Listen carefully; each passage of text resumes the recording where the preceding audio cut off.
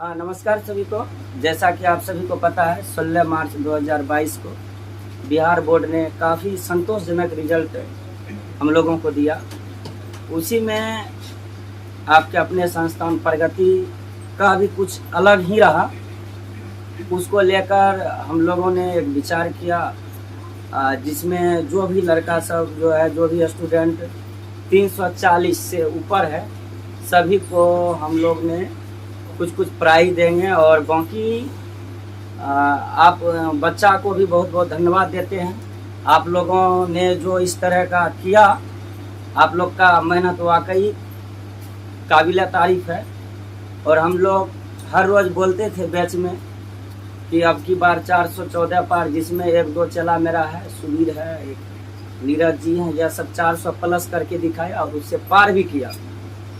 ठीक है, बाकी का जो अनुभव अभी आप लोग क्लास का सुनेंगे स्टूडेंट से ही, कि किस तरह से बैच में, ऑफलाइन बैच में किस तरह से पढ़ाया जाता है और बताया जाता है, कैसा रहता है। जैसे यहाँ पर मैथ फिजिक्स पढ़ाते हैं, तो यह सब चीज़ अभी आप लोग को स्टूडेंट से ही डायरेक्ट रूबरू कराते हैं। क्योंकि होता क्या है ना कि पेशेंट का बात जो है, पेशेंट को ज़्यादा समझ में आता है। अभी यदि हम कुछ भी बोलेंगे तो आपको लगेगा कि भाई सर बढ़ा चढ़ा के बोल रहे हैं, इसीलिए हम कुछ ज़्यादा नहीं बोलेंगे, डायरेक्ट रूबरू कराते हैं आप लोग को स्टूडेंट से ही, जिसमें चलिए आइए।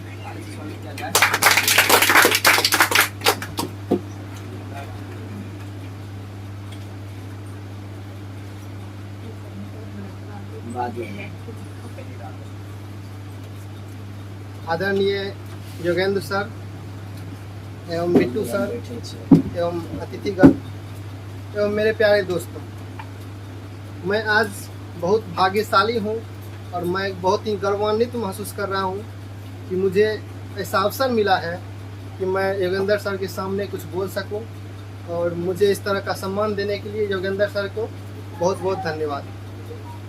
दोस्तों, पढ़ना पढ़ाना तो सिर्फ एक माध्यम होता है। मेरा ये विचार है जो कि आपके सामने रखता हूँ। पढ़ना पढ़ाना तो एक माध्यम होता है, लेकिन असली मकसद तो हमें ज़िंदगी के बारे में सीखना होता है।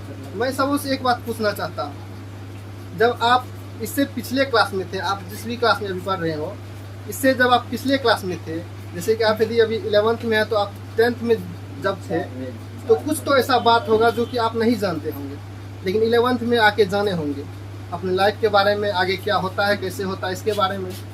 तो क्या मुझे एक बात बताइए कि आप लोग यहाँ पर ये जानने आए थे जो कि आपने नया बात सीखा यहाँ पे?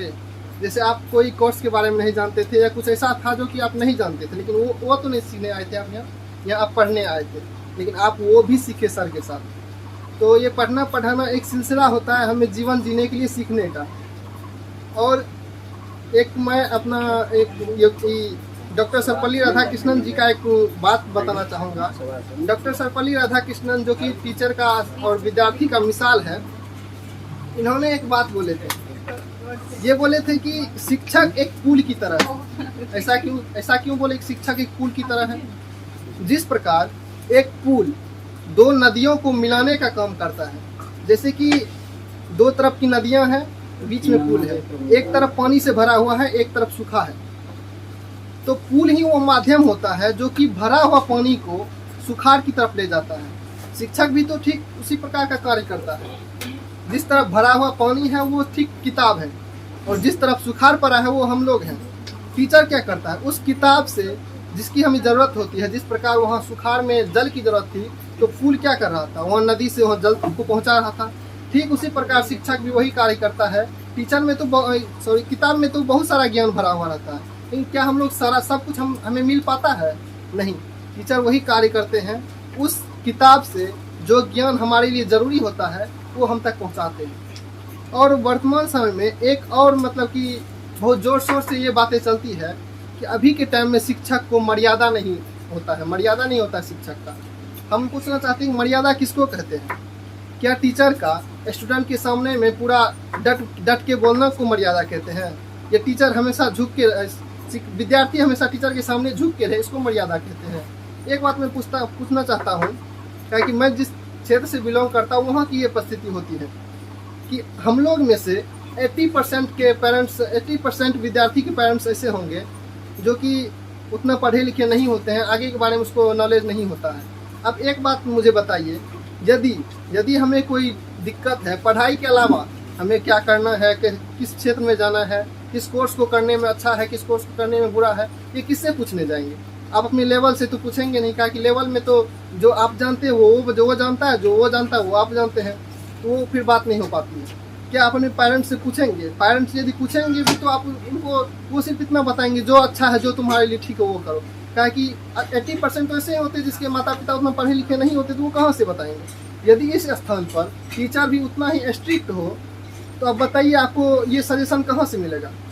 यदि टीचर इसमें थोड़ा सा विद्यार्थी का अपना संगत निभाते हैं, विद्यार्थी में घुल मिल के रहते हैं, तो ही ना आप उसके साथ जाके पूछ पाइएगा।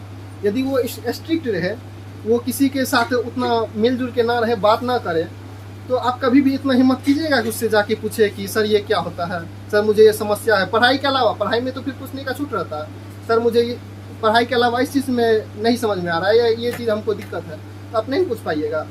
आप और किसी से तो पूछ पाइएगा नहीं। लेकिन इस चीज़ को यदि कोई टीचर दूर करना चाहता है तो हम लोग कहीं ना कहीं उसको मर्यादाहीन समझ लेते हैं। तो मैं सभी विद्यार्थी समाज से यही रिक्वेस्ट करना चाहता हूं कि अभी के समय में पढ़ाई के अलावा और जो टीचर का संरक्षण होता है, टीचर की गाइडलाइन होती है, वो बहुत ही आवश्यक है। सिर्फ ज्ञान से कुछ नहीं हो पाता है, काहे कि नॉलेज तो हम लोग अध्ययन कर लेते हैं, लेकिन कुछ ना कुछ ऐसी बात होती है जो कि हमारे सर लोग बताते हैं, और यदि उसको हम गहन करके सुने समझे तो ही हमारा काम हो पाता है। आज इस अवसर पर हमें सम्मानित किया गया और मुझे कुछ बोलने का मौका मिला, इसके लिए मैं पूरे कोचिंग का धन्यवाद करता हूँ। इसी के साथ मैं अपने वाणी को विराम देता हूँ।